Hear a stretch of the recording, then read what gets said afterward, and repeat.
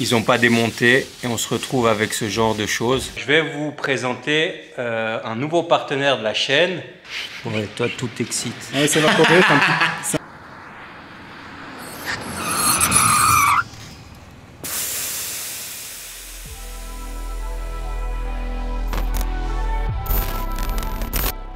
Les amis, bonjour et bienvenue dans l'épisode 29 d'une semaine chez Velcro Cars. On se retrouve directement à la carrosserie. Cette semaine, donc on finit la Golf 7R que vous avez vu dans l'épisode précédent. On va essayer de finir le pare-choc arrière de la RS6, enfin S6 RS6.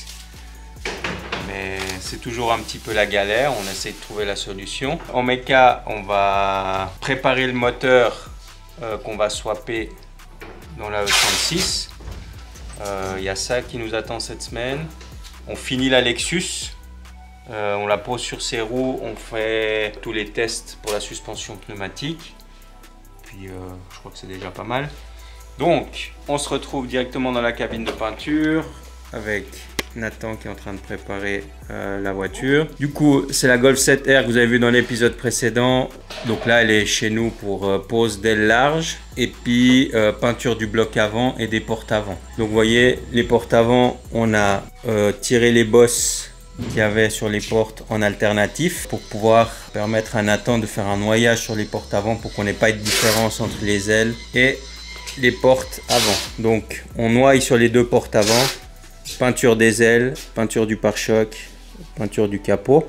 Donc, vous avez vu, le capot il a été mis en après. Bon là il est en train de bâcher, donc il est gris, donc il a été mis en après pour bloquer les fonds comme je vous ai déjà expliqué dans plusieurs vidéos. Chez nous on a pour habitude de mettre les blocs avant systématiquement en après pour éviter tout problème après une peinture neuve. Donc Nathan s'occupe de faire l'isolage de la Golf. Et puis je vous filmerai probablement quand il l'a peint. On va faire deux fours. Donc premier four on fait les portes avant, le capot. Deuxième four on fait les ailes avant. Donc ça c'est la droite. Ça c'est la gauche. Nathan va appliquer la peinture sur le capot. Donc là, explique peut-être aux gens, donc sur les portes, tu appliques pas de bleu, hein, c'est que le vernis, c'est ça? Si, alors... Nathan va nous expliquer la technique du noyage, comme ça les gens vont comprendre parce que c'est pas très clair. Exactement, alors, avec Chromax on a du binder, c'est pour fondre en fait toutes les teintes qui sont nacrées, métallisées, ce qui en fait ça t'aide à faire ton noyage, puis ça t'évite tous les petits points. On pourrait pas l'utiliser, mais par contre quand tu la mets en chauffe, après tu as les petits points de noyage qui apparaissent. En fait un noyage c'est un dégradé de la teinte sur la teinte d'origine on va dire. Ok. Comme ça en fait ça évite parce que de toute façon entre les teintes constructeurs et puis les teintes à nous, il y a toujours une différence. C'est pour ça que tu vois on a toujours 10 000 variantes différentes. Donc moi j'ai fait un spectro, j'ai trouvé la teinte qui correspond le mieux.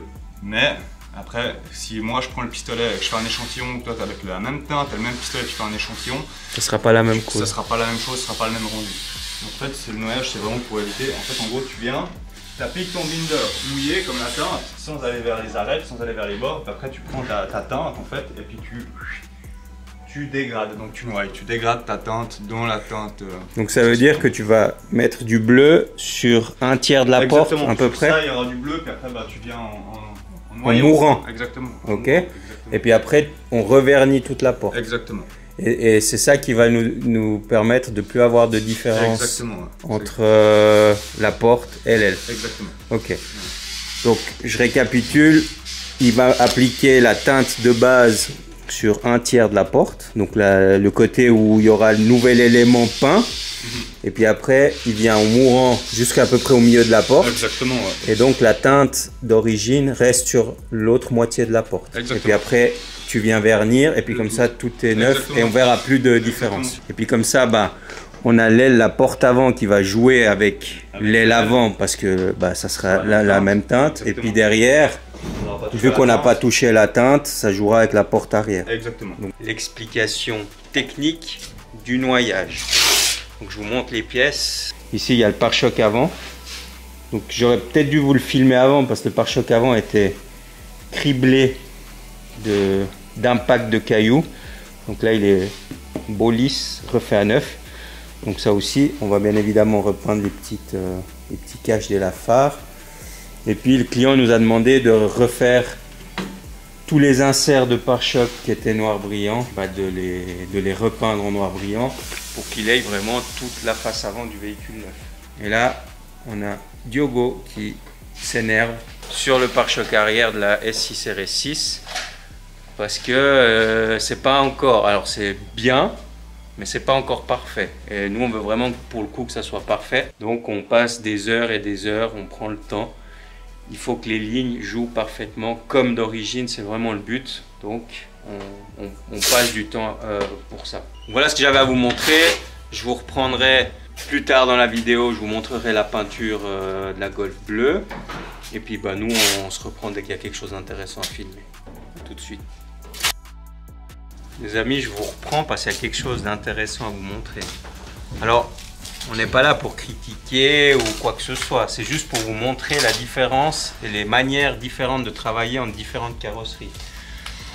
Donc, nous, on a l'habitude de le faire comme ça. Après, chaque carrosserie fait comme il veut. Mais je vais vous montrer, c'est quelque chose qui prend 10 secondes. Et à mon sens, ça fait la différence. Donc cette voiture, on a remarqué qu'elle avait déjà été repeinte. Donc on parle de la Golf 7R. Elle avait déjà été repeinte. Et puis, les personnes qui ont repeint cette voiture avant, alors je vais essayer de vous le zoomer. Voilà, là on le voit bien. Donc vous voyez, sur les poignées des Golf, donc vous la retirez et puis il y a un joint qui reste sur la porte. Donc ce joint-là, il part avec la poignée et ce joint-là, il reste sur la porte. Donc vous voyez, ici, ceux qui ont repeint la porte précédemment, ils n'ont pas enlevé le joint ou la poignée, mais moi je pense que, ouais, à mon avis, c'est le joint ou la poignée. Vous voyez, voilà, ça a été repeint, ils n'ont pas démonté et on se retrouve avec ce genre de choses. Alors, vous allez me dire, oui, mais ça se voit pas, c'est sous la poignée, Claudio, t'exagères, machin. Alors, ok. Ça se voit pas, mais c'est une question de principe. Enlever la poignée sur ces voitures, ça prend 1 minute 30. Enlever le joint ici, ça prend 2 secondes. Et puis, on arrive à faire un travail propre. Et vous voyez là, voilà. C'est ce genre de petits détails, à mon avis, qui font la différence. Et puis, on a la même chose ici. Bon, là, c'est sous la bâche, vous n'allez pas le voir. Mais ils ont repeint les montants. Ici, on a les joints le long du pare-brise. Et puis là-bas, je ne sais pas si vous allez le voir, là nous on voit, ça a été, on démonte le joint. Et eux, qu'est-ce qu'ils ont fait? Ils ont isolé le joint. Et on a le vernis qui a sauté ici au niveau du montant. Parce qu'ils n'ont pas enlevé les joints pour peindre. Et la même chose, enlever les 2 joints de pare-brise, ça prend 10 secondes. Donc voilà, des petits détails qui font la différence et qui ont leur importance. Donc je voulais faire une petite parenthèse là-dessus. Et nous on se reprend. On se retrouve dans la cabine de peinture pour l'application de la première couche de bleu. Commencez à avoir l'habitude, je ne vais pas vous filmer toutes les étapes. Là, je vous montre juste la première couche et après, je vous montrerai le résultat final une fois que ça sera verni. Un peu avant dans la vidéo, on vous a fait l'explication du noyage. Donc, ça, c'est le binder, transparent. Ça, on applique mouillé comme la teinte, et après, j'ai la teinte qui est sur toi. Pour pouvoir faire mon noyage. Donc comme on vous a expliqué, il va appliquer ça sur la zone où il veut faire son noyage. Dites-nous, les amis français, dites-nous en commentaire comment vous appelez ça en France. Je crois que c'est aussi un noyage. Donc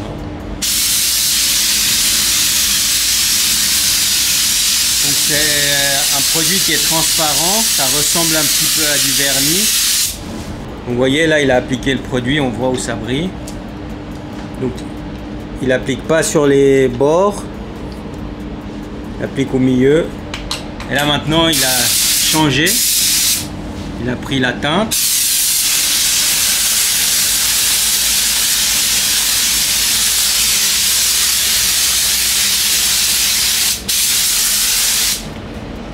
Et donc là il a appliqué le nouveau bleu, on va appeler ça comme ça, sur 1/3 de la porte.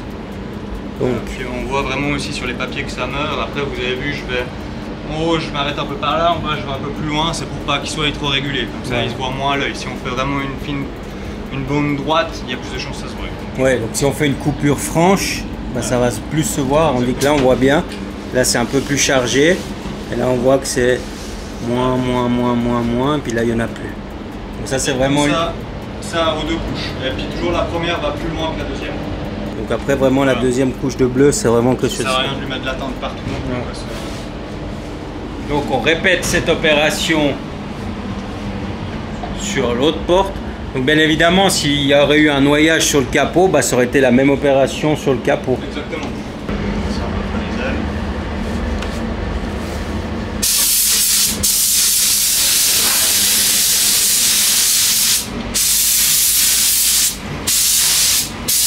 Donc quand vous devez peindre un élément, vous commencez toujours par faire vos coins, vos bords de chaque élément, enfin de l'élément, tous les bords.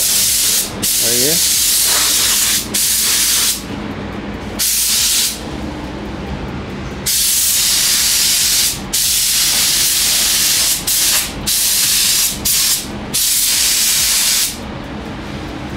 Et une fois que tous les bords sont faits, on fait l'extérieur.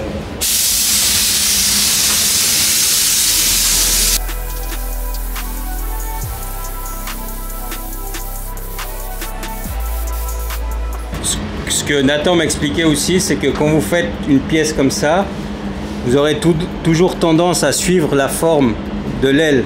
Donc on aurait tendance à faire comme ça. Et en fait, ce qu'il faut, c'est toujours être parfaitement horizontal par rapport à la pièce et pas vous fier à la forme de la pièce.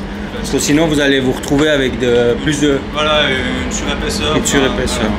Et alors à la base, c'est moins risqué. Au vernis, par contre, ça risque de couler. Ouais. Moi, on m'a appris toujours, on se dit toujours, la pièce elle est plate, elle est carrée en fait. Donc ça c'est beaucoup plus simple. Donc vraiment, petit conseil, ne vous amusez pas à suivre la forme de la pièce, mais toujours des mouvements réguliers et horizontaux.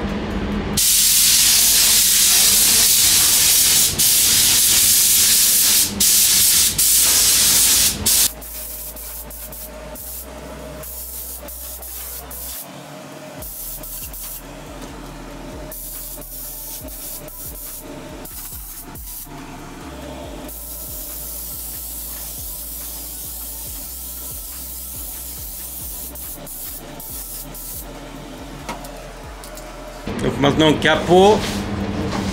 Pour un capot, tu conseilles quoi? Commencer au milieu?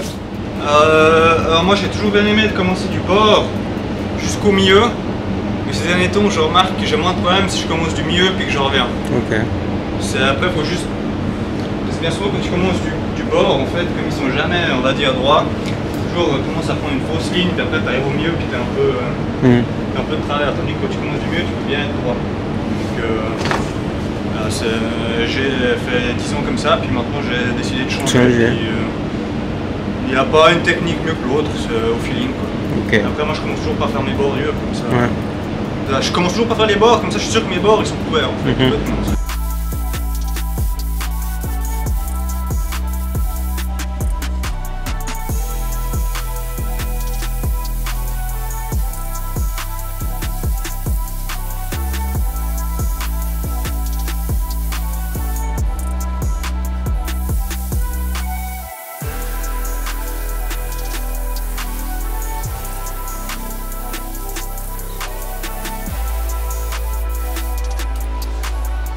La première couche est appliquée. Donc je vois les commentaires arriver. Ici, il y a des espèces de lignes. Hein. Donc ça, c'est parce que c'est la première couche. Vous inquiétez pas, la deuxième couche va uniformiser le tout. Et bien évidemment, on n'aura plus ces espèces de lignes ici qu'on voit à l'écran. Donc là, c'est déjà bientôt sec. Nathan va pouvoir appliquer la deuxième, donc pas dans 5 minutes. Donc les éléments sont peints. La porte aussi, je vous montre une fois que ça a séché. Donc je répète, on a vraiment mis le bleu ici. Après là c'est que du blinder, ça s'appelle. Je sais pas en France s'il y a un autre terme. Et puis ici il n'y a rien. Et après il viendra vernir toute la porte et le noyage sera parfait. Voilà ce que je voulais vous montrer pour la première. Et puis nous on se retrouve tout de suite. Les amis, on se retrouve pour la suite de cette vidéo. Je vais vous présenter un nouveau partenaire de la chaîne qui va nous suivre. Donc, bon, il y a Laurent, vous le connaissez, c'est lui qui s'occupe de faire tous nos véhicules en céramique, et puis c'est lui qui s'est occupé de faire la stone, etc. Toutes les voitures qui sortent de carrosserie, c'est Laurent qui s'en occupe. Je vais vous parler d'Alchimie. Donc c'est une marque de produits de detailing française qui nous suit dans cette aventure YouTube et puis qui nous a mis à disposition un présentoir, on va vous en parler un petit peu après, de produits de nettoyage. Pour avoir essayé moi personnellement une quantité énorme de produits, franchement Alchimie c'est des très bons produits et c'est pour ça que j'ai accepté de travailler avec eux puis qu'ils deviennent partenaires de cette chaîne. Maintenant Laurent va vous expliquer en détail les différents types de produits qu'ils ont, les fonctions. On va nettoyer après ensemble la stone et puis on va utiliser à chaque fois un produit Alchimie pour une tâche dédiée. Je vous avais dit que j'allais vous négocier un petit quelque chose. Alors, pour nos amis français qui nous regardent, sur le site internet www.alchimie7.com, vous aurez 10% de remise avec le code BCC. Donc aujourd'hui, on est le samedi, c'est valable à partir d'aujourd'hui et ça pendant 2 semaines.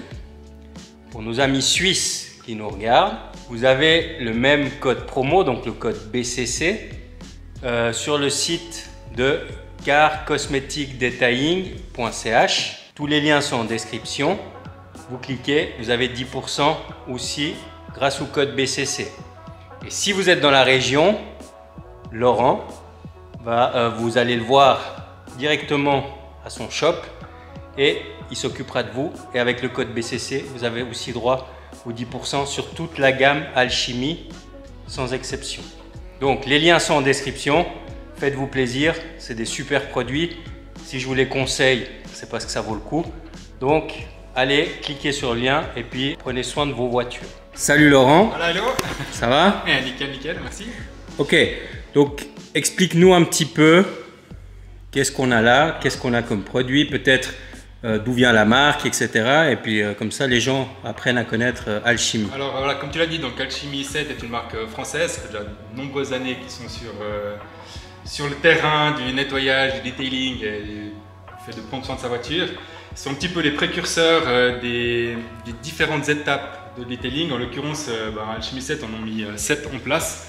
On peut juste voir ici sur le bord du présentoir. On a justement les étapes de pré-lavage, lavage, la décontamination de la voiture, le polissage, le lustrage pour bien faire briller et autres, les types de protection et puis les étapes de finition. Et en fait, la marque a facilité l'utilisation des produits. C'est que par exemple, là je prends un produit au bol, on a le petit logo qui est dessus, on sait que c'est l'étape numéro 7 pour la finition, en l'occurrence ça c'est nettoyant vitre. C'est vraiment facilité pour la plupart des gens, pour la personne lambda qui va entretenir sa voiture. Et puis donc on a ces différentes étapes qui sont regroupées sur les produits et surtout, ça vient de sortir, c'est presque une exclue que je vous le dis, c'est le guide de l'alchimiste justement. Et ça vous permet de suivre ces différentes étapes, de savoir à quoi elles servent, quels sont les produits utilisés et puis il y a des trucs et astuces dans ce petit guide. Donc ça vous pouvez le retrouver sur le site d'Alchimie ou chez les revendeurs. Donc ça c'est vraiment, ils ont mis en place ce système de numérotation pour que n'importe qui puisse entretenir sa voiture de A à Z à la maison. Exactement, puis s'y retrouver dans les produits en disant ah mince j'ai acheté telle ou telle chose, je ne sais même plus à quoi ça sert. On peut dire rien qu'en regardant justement sur les différentes sur l'IFA justement, c'est l'indicateur fonctionnel de l'alchimiste.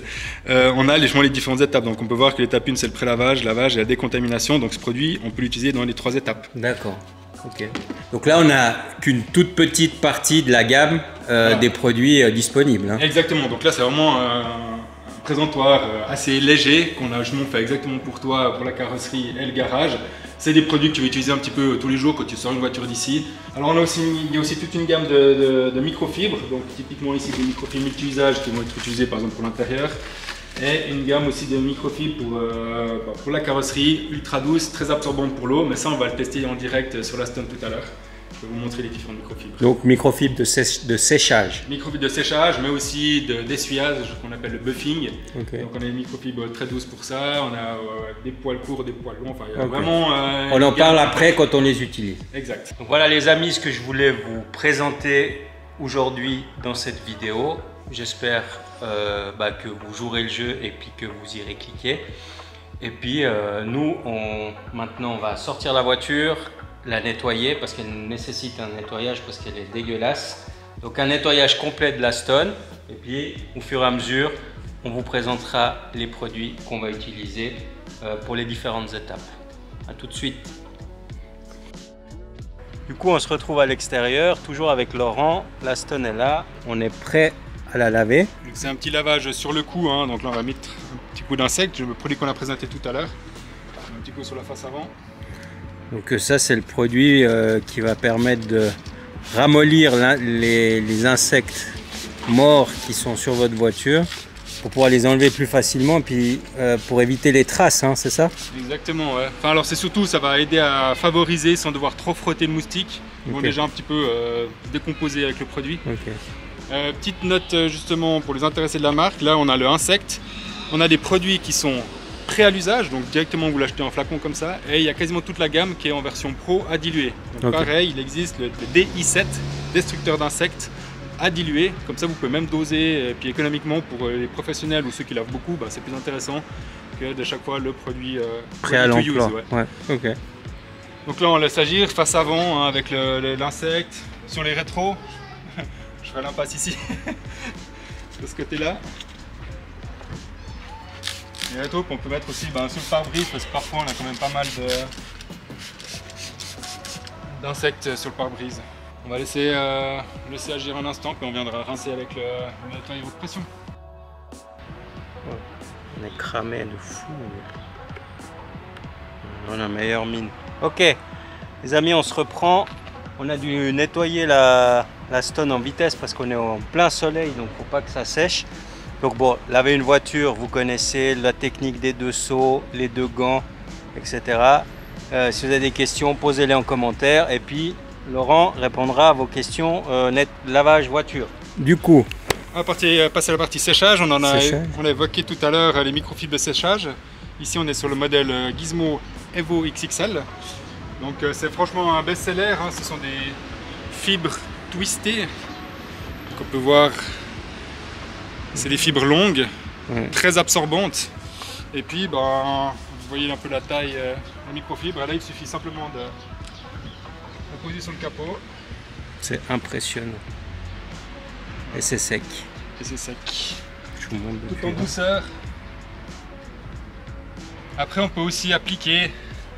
C'est appliquer la microfibre comme ça. Tapoter avant de la relever, puis de la passer plus loin. Et ces microfibres sont tellement douces qu'on peut se permettre de les glisser. Parce qu'en fait, c'est le fait de la glisser sur la carrosserie qui raye, en fait, c'est ça? C'est ça, ouais, exactement. C'est qu'imaginons qu'il y a un petit... ce soit de mauvaise qualité ou qu'il y ait de la poussière, du sable à l'intérieur parce qu'elle est tombée par terre. On s'imagine que si on la tire, on peut commencer à rayer la carrosserie. Donc le but, c'est toujours d'utiliser des accessoires le plus doux possible pour justement prévenir tout ce qui est les rayures dues à... Tu es d'accord que tu m'expliquais en off, il y a plusieurs qualités, donc il faut faire attention, il y a beaucoup de vendeurs de microfibres. Tout à fait. Mais il y a autant de vendeurs que de qualité. Voilà, tu fais bien d'en parler, là on prend les étiquettes. Donc ce qui est important pour une microfibre, donc il y en a qui vont regarder, bon on a déjà les dimensions ici, mais il y en a qui vont regarder que le grammage. Grammage, c'est en fait c'est des grammes par mètre carré.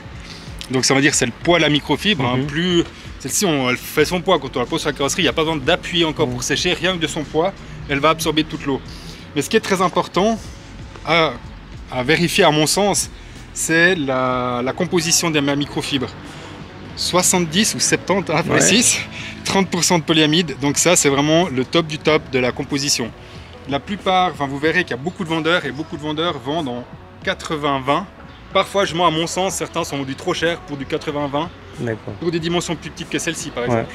Donc là, il faut vraiment faire attention sur cette composition. Donc les amis, prêtez bien attention si vous achetez des microfibres à la composition et privilégiez le 70-30 plutôt que le 80-20. Exactement, ça tiendra mieux dans le temps, ça va mieux absorber Du coup, nous on sèche la voiture avant qu'elle sèche au soleil. Ouais.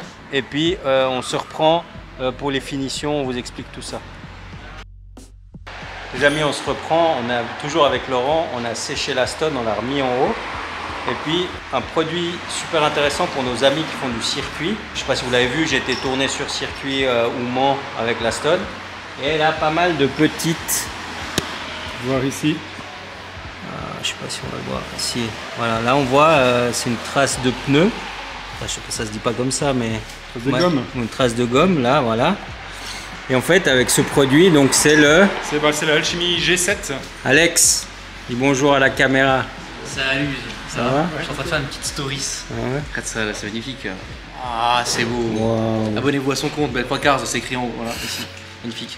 Présentons ce petit produit. Ce petit produit, ouais, donc c'est un dégoudronnant. Le G7, c'est la version pro. Il y a le dégoudronnant qui est prêt à l'usage pour tout le monde. Et puis simplement, bon, on sur microfibre. Là, j'ai gentiment déposé le produit pour qu'il agisse déjà sur la gomme sans frotter. Sans frotter, voilà, exactement. Et après, gentiment, on va venir. C'est incroyable. Là, vraiment, je caresse la carrosserie, hein, j'appuie pas. Vraiment, je laisse glisser. C'est vraiment un geste très excitant. Ouais, toi, tout t'excite. On laisse évaporer, c'est un petit peu gras, on laisse évaporer. Il n'y a plus de gomme sur la carrosserie. On l'a fait à plusieurs endroits sur la Stone et c'est super efficace. Donc, si vous faites du circuit, un excellent produit, donc Alchimie G7. G7. Et là maintenant, on va utiliser donc le Shiny. On l'a évoqué tout à l'heure, hein, donc c'est le produit qui fait briller, Voilà. le produit miracle. Et puis avec une microfibre spéciale. Exactement, donc tout à l'heure on a aussi évoqué les microfibres de séchage. Donc là c'est la microfibre twist, j'ai plus l'emballage, mais c'est un twist. Donc en fait c'est un mix et c'est adapté pour les personnes qui vont aux stations de lavage. D'un côté, on a la partie séchage, comme on l'a vu sur la grande tout à l'heure. Donc c'est la même qu'on a utilisée pour sécher la Stone. Exactement, avec des fibres encore plus longues. Là, c'est D'accord. encore une nouvelle technologie, ça vient encore de sortir de nouveau, on pourrait dire un mot dessus. Et donc là, ça permet de sécher la voiture. Ensuite, on tourne la microfibre. Ici, on a un côté mais hyper Ouais, doux. c'est ultra doux. On n'est plus du tout sur des fibres twistées, mais sur des fibres ultra douces, toujours en 70-30. Et c'est là on va en fait utiliser ça pour essuyer et appliquer et essuyer le shiny. Donc on peut voir, il y a juste quelques petites traces d'eau finalement ici. Ok, il y a plein de traces suite au séchage. Là on va appliquer sur la microfibre. Et puis je vais volontairement charger le produit pour vous montrer en fait qu'il s'évapore, il laisse quasiment aucune trace. Donc là volontairement on voit que j'ai chargé, hein. Je passe à la caméra, Oui, ça on se le voit, on le voit bien. Hein. Ça va s'évaporer et ça va vraiment laisser juste une belle finition bien Ah, brillante. t'as pas besoin de l'essuyer. Alors oui, alors bien Ah sûr, oui. théoriquement il faudrait l'essuyer, mais là c'est pour vous montrer que si Ok. ton coup on l'essuie pas bien, c'est même un produit qui va pas laisser des traces. Ok. Et puis ici, ben voilà, simplement en essuyant comme ça enlève toutes les traces. Et le produit en lui-même n'est pas gras, ne laisse pas de traces. On peut même faire les vitres avec. Ça laisse un petit film, justement des perlants qui répulsent l'eau. Là, on aura utilisé, on va dire, tous les produits de base pour un nettoyage, pour un entretien de ta Exactement, là il resterait par exemple sur la Stone un coup sur les vitres avec le cristal vitre, on peut mettre du brillant pneu avec le brillant Ah bah ça, on va le montrer. on peut le montrer effectivement. Et puis, Voilà, il y a tellement de produits qu'on va pas forcément tout faire dans cette vidéo, on se fera peut-être une vidéo dédié à l'occasion. Voilà. Ouais. Ça marche, donc on vous reprend pour le brillant à pneu et puis après on aura fini la partie detailing de la Stone. A tout de suite. Du coup, on se reprend pour la dernière étape, le brillant à pneu. Donc, Explique-nous tout.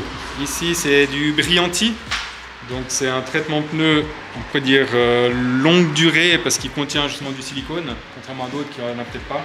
Alors il y a pour et contre le silicone, hein, mais c'est vrai que ça a quand même une certaine durée sur les pneus. Et ce produit-là va aussi pour tout ce qui est les plastiques extérieurs, comme par exemple La bête pare-brise. Ouais. ça s'applique dessus. Bon, le reste de la voiture, on sait qu'il n'y a plus de plastique brut, hein, mais voilà, ce genre de plastique-là, ou même ceux-là à l'intérieur, on pourrait nourrir avec ce produit-là. Et donc là, bah, même chose sur donc le petite pneu. éponge alchimie aussi. Donc là, c'est une éponge alchimie, simplement l'astuce, c'est que je l'ai coupé en deux, comme ça, Ouais. bah, c'est plus simple À pour appliquer appliquer. sur le pneu, puis ça nous fait deux morceaux pour le pilote. On met un petit peu de produit simplement sur l'éponge. Après, on vient appliquer sur le pneu, pas oublier à l'intérieur aussi. Ensuite, on peut laisser sécher. On peut rappliquer plusieurs fois, on peut même le chauffer avec un décapeur thermique, comme ça va vraiment faire imprégner le produit, puis il sera d'autant plus durable. Ok. Mais voilà, simplement l'appliquer comme ça. Et puis après on aura un beau résultat d'un pneu. Alors justement si on l'essuie, on aura plutôt un résultat satiné, si on laisse comme ça, ce sera plutôt brillant. Donc après ça dépend les goûts de chacun. Donc on en a terminé avec le nettoyage de la stone. Nous on va fignoler les détails et puis nous on se reprend pour la suite de la vidéo dès qu'il y a quelque chose d'intéressant à vous montrer. A plus tard. Les amis, bonjour, nouvelle et dernière journée de cet épisode. Milwaukee nous ont gâtés, on a mis tout en place, c'est top pour le rangement. Et puis là, voilà, on a un vrai espace de travail, on a fait pas mal de rangements, de mise en place. Puis on se retrouve dans un cadre qui est vraiment pas mal. Moi, je voulais vous parler des jantes, parce qu'on a reçu une commande client. Je reçois énormément de demandes pour les jantes, pour savoir si, à partir de quelle taille on peut les faire, jusqu'à quelle taille, quelle largeur, etc., etc. Donc voilà, je voulais apporter des précisions par rapport à ça. Comme ça, si des gens regardent cette vidéo, peut-être ils trouveront réponse à leurs questions par rapport à ma marque de jantes. Donc là, on a un set de jantes en 18 pouces, c'est pour une Mini Cooper. Alors, les tailles, ça part de 7 de large à 14 de large, du 16 pouces au 24 pouces. Donc ça, on parle du diamètre. Pour le perçage, on fait du 4 trous. Donc là, vous voyez, on est en présence d'une jante 4 trous. Donc on fait du 4 trous, du 5 trous, du 6 trous et du mono-écrou, donc de l'écrou central pour tout ce qui est Porsche, Lamborghini, etc. Donc ça, il n'y a pas de souci. Et puis après, en termes de design, vous connaissez sur notre page Insta Swills for Jet, donc 4 GED. On vous le met en bas sur l'écran. Vous avez tous les designs disponibles. Aujourd'hui, on a 11 designs et on travaille encore sur 2 designs supplémentaires qui sortiront d'ici la fin de l'année. Comme ça, vous avez un choix de design assez large. Les jantes sont fabriquées en Europe, en Espagne. Je vous invite à aller voir d'ailleurs sur la chaîne d'Alex, on a fait, donc Alpha Delta 06, on a fait une vidéo à l'usine où je fais fabriquer mes jantes. Donc c'est des jantes qui sont fabriquées en Europe avec une qualité très élevée. Ce qu'il faut savoir, l'usine qui nous produit les jantes fabrique les jantes de Formule 1. Enfin, la qualité est vraiment au rendez-vous. Après, on peut avoir de l'aluminium, du magnésium et du carbone. Donc, on travaille avec ces 3 matières. On propose à nos clients donc, ces trois matières. Donc, voilà ce que je voulais vous dire pour clôturer cette vidéo. Vous montrer le nouveau décor. Moi, il ne me reste plus qu'à vous remercier pour votre fidélité. On s'approche des 20 000, encore un petit peu pousser les gens. Donc, s'il vous plaît, abonnez-vous, likez, partagez, commentez. Pour nous, c'est important. Il faut vraiment qu'on arrive à atteindre ce palier de 20 000. Et puis, nous, on se voit la semaine prochaine pour de nouvelles aventures. On aura pas mal de choses. Je ne vous en dis pas plus. Abonnez-vous, activez la petite cloche pour ne rien louper. Je vous fais des gros bisous, portez-vous bien et à la semaine prochaine. Ciao les amis.